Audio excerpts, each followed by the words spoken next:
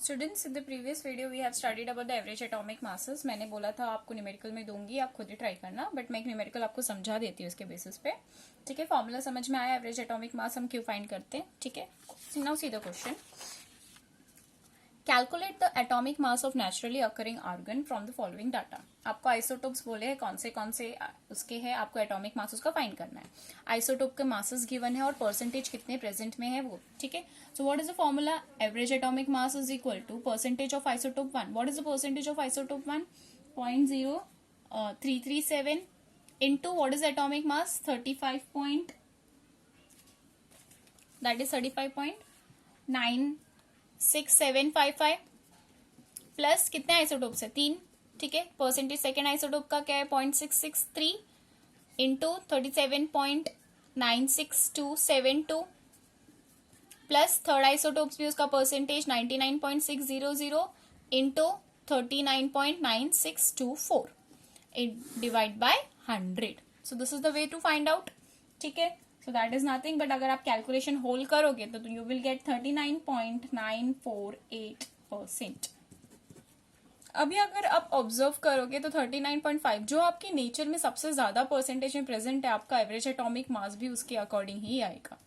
ठीक है, जिसका अलाइनमेंट ज्यादा होगा परसेंटेज में उसी की तरफ आएगा। जैसे 99.6% था आपका ये, तो आपका जो नेचर में एटॉमिक मास जो आएगा वो उसके आसपास ही आएगा।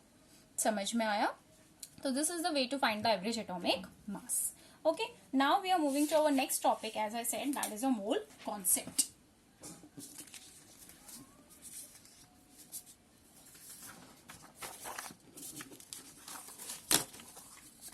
Our next topic is mole concept.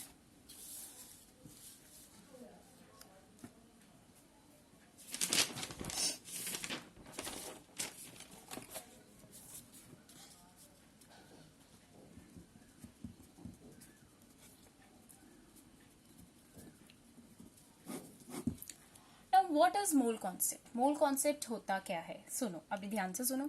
जैसे आप पेन्स लेने, आपको मार्केट में पेन खरीदने जाना है, तो वो हम कैसे मेजर करते हैं? हम बोलते हैं कि 1 डजन पेन दे दो, 1 dozen is equal to 12 pen. Chairs लेने जाने तो ऐसे क्या बोलते हो? 1 किलो चेयर दो। नो, उसके लिए भी एक स्केल है ना मेजरमेंट करने के लिए। So that is nothing but equal to what? How many chairs you will ask? You will ask 12 dozen. आप मिल्क लेने जाओगे तो आप क्या बोलोगे? 1 डजन मिल्क दो? नहीं, आप क्या बोलोगे? 1 लीटर मिल्क दो। मतलब there are certain units to measurement some things in the atmosphere, sorry, in our surrounding. हमारे पास यूनिट्स दिए गए हैं केमिस्ट्री में टू मेजर। तो वैसे ही mole concept is nothing but a unit to measure the amount of substance. What is mole concept? A unit to measure amount of substance, उसे हम क्या बोलते हैं? वो मोल कॉन्सेप्ट है। जैसे हम लोग बोलते हैं 1 dozen is equal to how much? 1 dozen is equal to 12। So if I am asking 1 dozen chair, so that means how many chairs? That is equal to 12 chairs. ठीक है, so वैसे ही 1 mole is nothing but equal to your Avogadro number. Avogadro number, which is nothing but denoted by Na or N0. ठीक है, and what is this Avogadro number? 6.022 into 10 to the power 22, or you can say 23 also, upon 10 to the power 23 particles. ठीक है, अब ये particles आपके क्या क्या हो सकते हैं? एटम्स हो सकता है, ये पार्टिकल मॉलिक्यूल्स हो सकते हैं, ये पार्टिकल्स इलेक्ट्रॉन्स हो सकते हैं, प्रोटॉन्स हो सकते हैं, न्यूट्रॉन्स हो सकते हैं, आयंस हो सकते हैं। ठीक है, so 1 mole is nothing but equal to Avogadro number. This is the unit for measurement. हर एक स्टैंडर्ड होता है ना, 1 kg के सामने इतना होता है, 2 kg के सामने इतना होता है। तो 1 mole is equal to 6.023 into 10 to the power 23। जैसे मैं बोल रही हूं 1 mole of any atom, 1 mole of atom, hydrogen atom, is equal to how much? 6.022 into 23 upon 23 atoms of hydrogen. ठीक है, मैं बोल रही हूँ 1 मोल ऑफ आयन, तो 1 मोल ऑफ आयन किसके इक्वल होगा? 6.023 into 10 to the power 23 ion. ठीक है, मैं बोल रही हूँ 1 मोल मॉलिक्यूल, एक सिर्फ मॉलिक्यूल बोल रही तो which is nothing but equal to 6.023 into 10⁻23 ion. But अगर मैं हाफ बोल रही हूँ, हाफ मोल ऑफ एटम बोलूंगी, तो हाफ मोल मतलब डिवाइड हो जाएगा, that will be equal to then 3 approximately 3 into 10⁻23 atoms. समझ में आया what is a mole concept? Mole concept is nothing but a measurement unit for amount of substance. ठीक है, so 1 mole is equal to 6.023 into 10⁻23। एक कुछ नहीं है but एक यूनिट है मेजर करने के लिए। ठीक है, वैसे अगर जैसे मैं बोलूंगी 1 मोल ऑफ CO2, तो 1 मोल ऑफ CO2 कितने मॉलिक्यूल्स होगा? मॉलिक्यूल्स में अगर मेजर करना होगा तो Na, एवोगैड्रो का आप डायरेक्ट Na भी लिख सकते हो, Na मॉलिक्यूल ऑफ CO2। ठीक है, बट अभी यही मोल्स को मैं इन टर्म्स ऑफ एटम भी पूछ सकती हूँ। मॉलिक्यूल्स के टर्म में तो 1 मोल होगा, बट अगर मैं 1 मोल ऑफ CO2 के इन एटम्स के टर्म में पूछ रही हूँ तो 1 मोल ऑफ CO2 में कितने एटम्स है? CO2 के कितने एटम्स है? 3। So 3 into Na atom of CO2। ठीक है, तो 1 mole is nothing but equal to Na molecule of atom, but मैं 1 मोल को एटम्स के टर्म में पूछ रही हूँ, इसके मॉलिक्यूल को एटम्स के टर्म से पूछ रही हूँ, तो कितने एटम्स है? 3, तो कितने हो जाएंगे? Into this. समझ में आया what is a mole concept? That is nothing but a unit to major.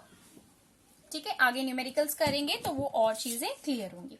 Now before going to this moles, हमें नंबर ऑफ मोल्स कैसे फाइंड करते हैं वो भी एक मेथड है। So number of moles is denoted by, or you can say number of gram atoms, हाँ, इसको number of gram atoms भी बोल सकते हैं, number of gram atoms, and you number of moles is denoted by small n। ठीक है, so number of moles को कैसे फाइंड कर सकते हैं? आपने 10th में 9th में फॉर्मूला पढ़ा है, given mass upon molar mass, and molar mass आपको पता है क्या है। ठीक है, ये एक मेथड है to find number of moles, ठीक है, of an atom। समझ में आया? This is a method to find number of moles, relate कर सकते हैं। Okay,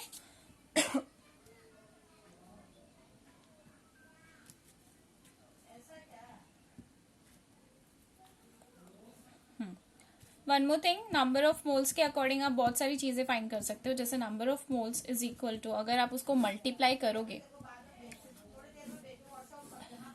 number of moles multiplied अगर आप एवोगैड्रो नंबर से करोगे, Na से, तो आपको नंबर ऑफ पार्टिकल्स मिलेंगे। क्या मिलेंगे? Number of particles.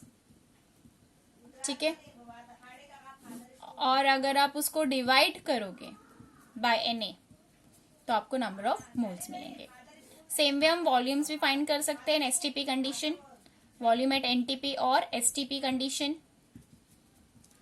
एनटीपी और एसटीपी कंडीशंस। ठीक है, अगर आप उसको डिवाइड करोगे, डिवाइडेड बाय 22.4 लीटर, तो आपको नंबर ऑफ मोल्स करेंगे, और अगर आप मल्टीप्लाई करोगे बाय 22.4 लीटर, तो आपको क्या मिलेगा? Volume of NTP in litres. Same way you can find mass of a substance if you multiply number of moles, molar mass से मल्टीप्लाई करेंगे, मल्टीप्लाई बाय मोलर मास, तो आपको क्या मिलेगा? Mass of a substance. और अगर आप divide करोगे बाय मोलर मास, तो आपको मोल्स मिलेंगे। मास ऑफ अ सब्सटेंस दिया है, मोलर मास दिया है, नंबर ऑफ मोल्स फाइंड करने बोला है तो लिंक कर सकते हो। नंबर ऑफ मोल्स दिया है, मास ऑफ अ सब्सटेंस बोला है, तो किसी भी सब्सटेंस का मोलर मास से मल्टीप्लाई करके उसको फाइंड कर सकते हो। सो this is the certain calculation scheme for moles, mass and number of particles. समझ में आया? ठीक है, ओके, अभी न्यूमेरिकल्स करेंगे इसके पर्पस पे। ठीक है, न्यूमेरिकल जैसे आई एम आस्किंग यू,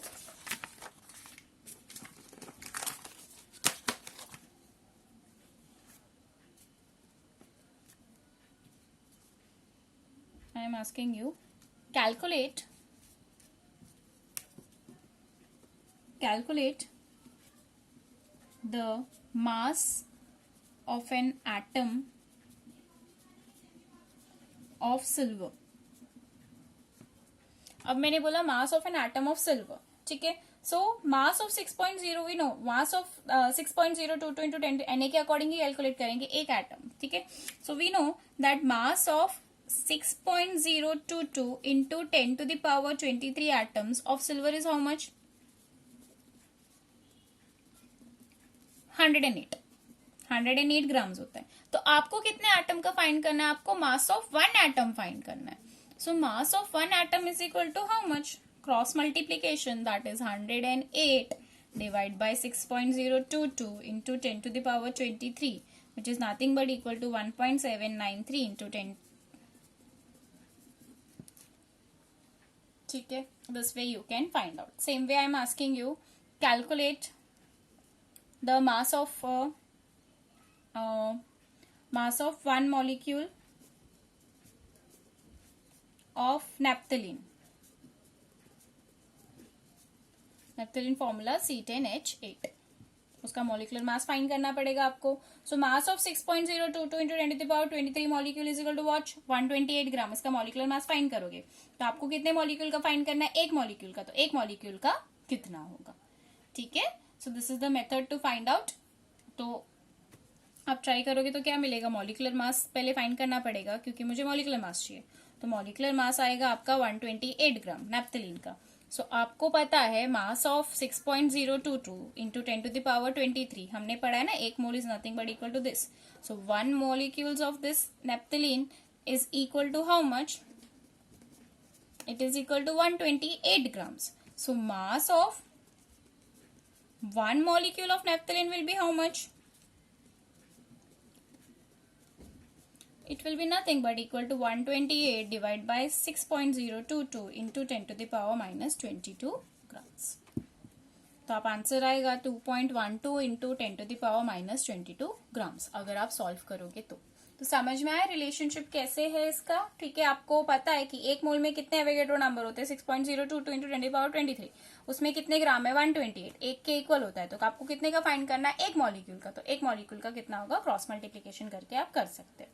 ठीक है. इसके बेसिस में आपको मैं और पीडीएफ फॉर्म में क्वेश्चन दूंगी तो आप वो सॉल्व करोगे एंड कोई डाउट होगा तो आप पूछोगे.